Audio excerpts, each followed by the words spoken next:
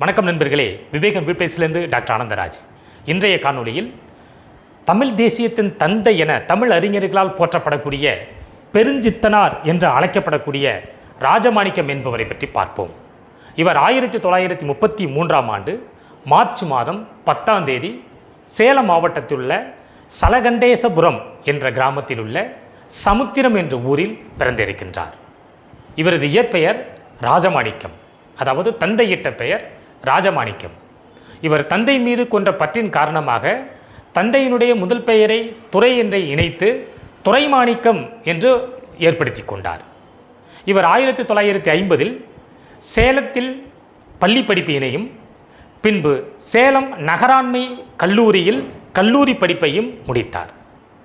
இவர் நகராண்மை கல்லூரியில் கல்லூரி படிப்பை படிக்கும் பொழுது இவருக்கு ஆசிரியர்களாக விளங்கியவர்கள் தேவநேய பாவனர் அவர்கள், உலக ஊழியனார் அவர்கள், காமாட்சி குமாரசாமி ஆகிய தமிழ் அறிஞர்களிடம் இவர் தமிழ் கற்று தேர்ந்தார்.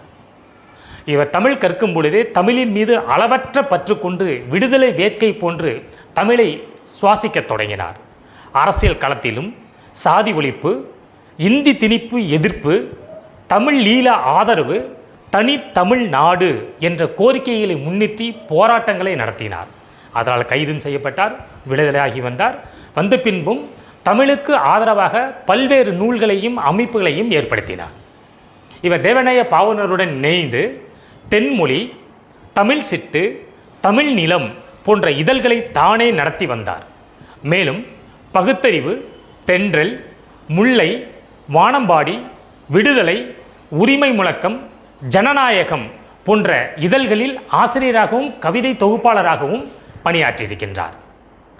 1961 முதல் 1965 வரை கடலூர் மாவட்டத்தில் தலைமை அஞ்சலராக பணிபுரிந்து வந்தார்.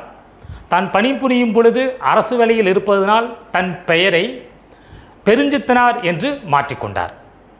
1973இல் தேவநேய பாவலர் அவர்கள் இவருக்கு பாவலேறு என்ற சிறப்பு பட்டத்தையும் அளித்திருக்கின்றார். இவர் தனது 50 ஆண்டுகால எழுத்து பணியினில் கொய்யாக்கனி, கனிசாறு போன்ற 40க்கும் மேற்பட்ட தமிழ் இலக்கிய நூல்களை படைத்துள்ளார். இவர் எழுதிய தமிழ் வேட்கை பாடல்களாவன கெஞ்சுவதில்லை பிறர்பால் அஞ்சுவதில்லை, எவர் கேட்கினும் அஞ்சுவதில்லை, மொழியையும் நாட்டையும் ஆளாமல் துஞ்சுவதில்லை, எனவே தமிழர் தோளெழுந்தால் எஞ்சுவதில்லை உலகெங்கிலும் என்று தமிழினுடைய வேட்கை பற்றி பாடியிருக்கின்றார்.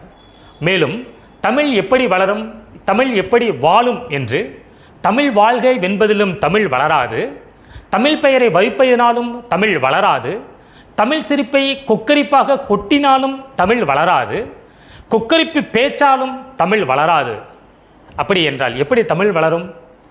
தன் பேச்சில் தமிழ் பேச்சில் பிறமொழி கலப்பில்லாமல் தமிழில் பேச வேண்டும். தொங்குகின்ற பலகைகள் எங்கும் தமிழில் இருக்க வேண்டும். கற்கின்ற சுவடிகளில் தமிழ் வேண்டும், காகிதத்தில் தமிழ் வேண்டும், செய்தித்தாள்களில் தமிழ் வேண்டும், அறிவியலில் தமிழ் வேண்டும், கலையில் தமிழ் வேண்டும், அன்றே தமிழ் வாழும் என்று கூறினார். தமிழறிஞர் ஜூன் 11ஆம் தேதி 1995ஆம் ஆண்டு தியாகராக நகரில் மரணமடைந்தார். நன்றி நண்பர்களே. வரும் காணொளியில் வேறொரு தமிழறிஞரை பற்றி பார்ப்போம்.